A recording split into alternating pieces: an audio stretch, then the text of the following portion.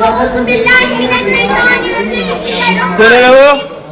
असातिज़ा इकराम और मेरी प्यारी साथियों, अस्सलाम वालेकुम। सबसे पहले मैं अल्लाह ताला का शुक्र अदा करती हूँ कि उन्होंने हमें इल्म हासिल करने का मौका दिया और ऐसे मोहतरम मेहरबान और मुखलिस असातिज़ा अता फरमाए जिन्होंने हमें सिर्फ किताबें नहीं पढ़ाई बल्कि जीने का सलीका भी सिखाया।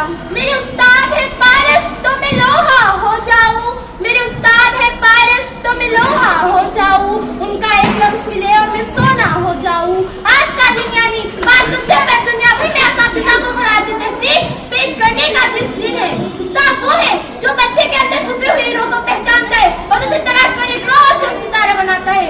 उस्ताद वो है जो बंदे जमीन को खलियान बनाता है। उस्ताद वो है जो पत्थर को तराश कर हीरा बनाता है। मेरे अजीज साथियों, हमें फख्र होना चाहिए कि हम ऐसे स्कूल में पढ़ते हैं जहाँ के असातिज़ा नज़र है तो उस्ताद डांटते हैं मगर मोहब्बत के साथ, और हम जब कामयाब होते हैं तो सबसे पहले यही खुश होते हैं। यही तो उनका प्यार खुलूस और तरबियत है जो हमें जिंदगी के सफर में आगे बढ़ने का हौसला देते हैं।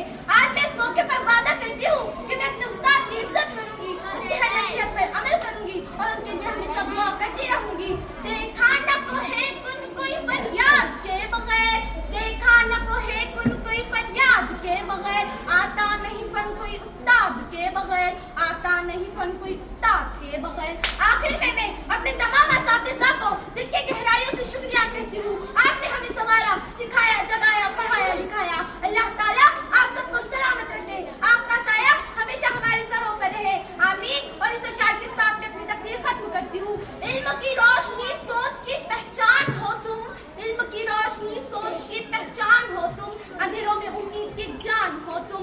हर लफ्ज़ में छुपी है तुम्हारी रहनुमाई, हर लफ्ज़ में छुपी है तुम्हारी रहनुमाई। जिंदगी के हर मोड़ की आसानी हो तुम, जिंदगी के हर मोड़ की आसानी हो तुम। शुक्रिया।